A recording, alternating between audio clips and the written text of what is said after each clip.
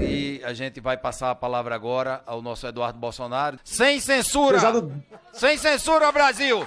Eduardo Bolsonaro, sem censura! Obrigado, deputado Meira, satisfação.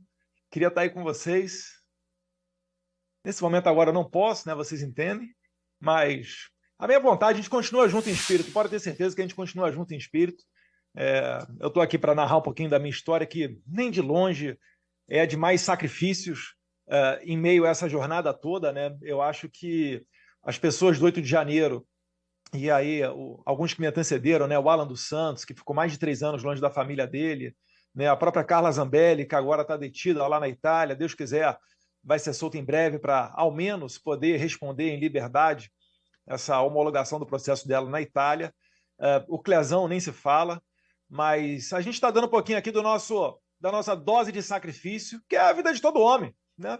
Eu sei que vários colegas aí que estão agora na comissão, vocês são oriundos de forças policiais, se não vocês próprios, colegas de vocês já passaram por situações em que você tem que decidir se você vai seguir os seus princípios, né, os seus valores, ou se você vai tombar para o sistema, né? Eu escolhi enfrentar, não me arrependo disso, e estou aqui para dar um pouco desse testemunho, para além da parte familiar, né? Todo mundo sabe aí da situação do meu pai, o meu irmão Carlos Bolsonaro já sofreu busca e apreensão da PF, está num inquérito sem pé nem cabeça, junto com o deputado Ramagem, negócio aí de ABIN paralela, sendo que agora as caras de todo mundo, o atual mandatário, o atual ocupante da cadeira presidencial manda centenas de milhões de reais para youtuber e não falam nada, enquanto que contra nós tem um inquérito da fake news aberto em 2019, mais de 6 anos, e não conseguem comprovar absolutamente nada, é apenas uma espada sobre a nossa cabeça,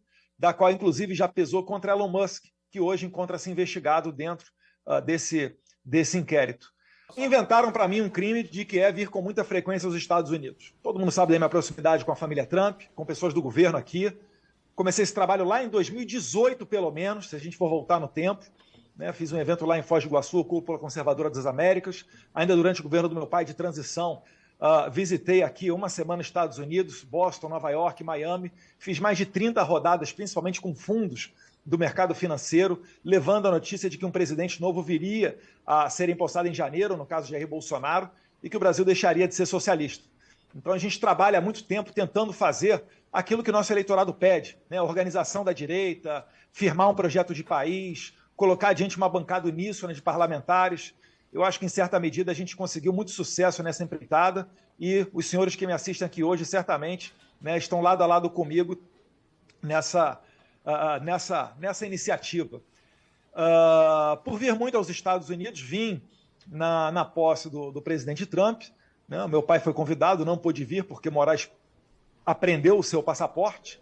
Vale lembrar que quando ele apreendeu o passaporte de Jair Bolsonaro, o motivo foi porque outras pessoas próximas a Bolsonaro tinham notícias de que estavam saindo do país, entre elas Felipe Martins. E ainda depois, quando essa farsa do Felipe Martins foi descarada, e hoje tem-se até pelo relatório da PF de que ele nunca saiu do Brasil, ainda assim mantém a apreensão do passaporte do meu pai.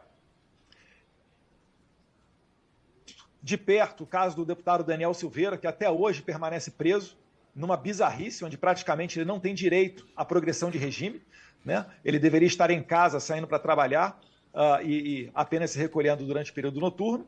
Mas o Alexandre de Moraes, ele tem esse desejo de se mostrar uma pessoa má, para assim ter o respeito dos outros, através da intimidação.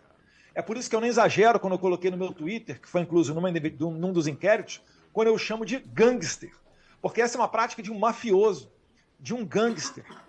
E ele, né, então, ali pelo final de fevereiro, recebeu uma demanda do Lindbergh Farias, que é o novo diretor-geral da Polícia Federal, né? Isso daí mostra, mais uma vez, a disfunção com que o Brasil está vivendo. Ele pede as coisas, o Alexandre de Moraes atende. Ele pediu a apreensão do meu passaporte. O grande problema que ocorreu é que eles não sabiam que naquele momento eu estava pousando nos Estados Unidos para passar uma semana, que é o feriado de carnaval. Vim visitar alguns amigos aqui.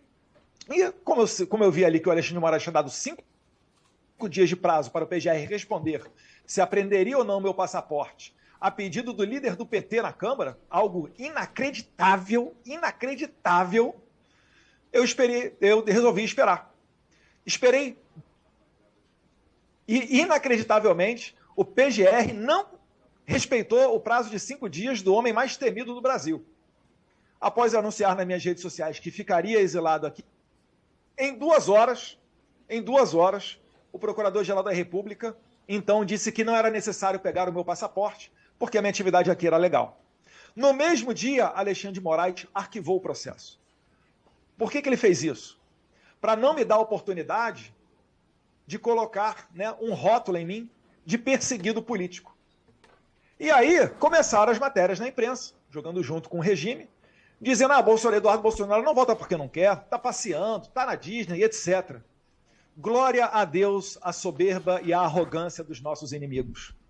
Esse foi o tempo em que eu tive a tranquilidade e oportunidade de focar na minha vida em uma única pauta, que era trazer justiça contra o maior violador de direitos humanos, eu me arrisco a dizer, da história do Brasil. Foi dessa maneira que eu e Paulo Figueiredo, jornalista conhecido dos senhores, conseguimos ir diversas vezes ao Congresso americano, à Casa Branca, e levar informações que culminaram na sanção Magnitsky contra Alexandre de Moraes, que ainda vai piorar, eu tenho certeza disso. Não só para ele, mas pessoas também no entorno dele. Depois de eu anunciar a minha estada aqui, 2 meses após isso, o cientista americano Corey Mills, da Flórida, perguntou ao secretário Marco Rubio, numa audiência do Congresso Nacional Americano, se haveria chance de sancionar Alexandre de Moraes. E Marco Rubio disse que sim. Dias após este fato, a coisa mudou da água para o vinho. O mesmo inquérito em que tinha sido arquivado, com o PGR dizendo que a minha atuação era totalmente legal nos Estados Unidos, foi então desarquivado por essas razões políticas. E começou a pesar sobre mim o crime de abolição violenta do Estado Democrático de Direito, com pena de até 12 anos de cadeia. Fora alguns outros, como obstrução de justiça, alguns outros crimes um pouco menores, coação mediante processo, crimes que com certeza não cabem contra mim. Por exemplo, coação mediante processo exige que eu tenha um meio ilícito. Eu não tenho meio ilícito nenhum na minha mão. Eu sequer tenho qualquer meio na minha mão. Mas, se considera a lei Magnitsky um meio ilícito, a lei Magnitsky é uma lei norte-americana. Então ela já não é ilícita. E ela tem que estar sobre o meu poder, tem que estar ao meu dispor. E, na verdade, quem caneta e aplica a lei é Donald Trump e os secretários Scott Bessent, do Tesouro, e o Marco Rubio, secretário de Estado. Então, é óbvio que isso daí é um instrumento do regime para pressionar, para forçar ao resultado que eles desejam. Como eles não conseguiram fazer com que nós parássemos, então, como todo o regime, foram para cima de Jair Bolsonaro, que é o meu pai. É a mesma coisa que acontece com os médicos cubanos. Muitos dos senhores aí já eram parlamentares, deputados federais, ao tempo em que o Bolsonaro foi eleito presidente. Quando o Bolsonaro foi eleito presidente, com relação aos médicos cubanos, né, o programa Mais Médicos, ele falou de 3 requisitos para manter o médico cubano no Brasil. Pagamento integral do salário no Brasil, um exame revalida para provar que são médicos, né, para provar que não são espiões ou qualquer outra coisa, e, por último, trazer a sua família de Cuba para o Brasil, porque já era de conhecimento nosso que era uma estratégia do regime ameaçar os familiares que ficam como reféns lá na maior ilha de escravocrata do mundo. E assim Alexandre de Moraes está fazendo. Então, a cada vez que o Alexandre de Moraes dobra a aposta, ele nos dá a oportunidade de escancarar para o mundo inteiro que ele realmente é merecedor de todas as sanções. E não se enganem, né? Não fiquem surpresos, na verdade, se isso for levado para a Europa, que é o próximo passo. Eu sei que Alexandre de Moraes, nesse momento, deve estar pensando, né, jogando junto com a Interpol, hoje liderada por um brasileiro, para tentar fazer a minha apreensão. Mas também a gente tem aqui bons aliados do nosso lado para evitar qualquer tipo de empreitada nesse sentido. E finalizo dizendo que cada vez mais ele vai jogando os...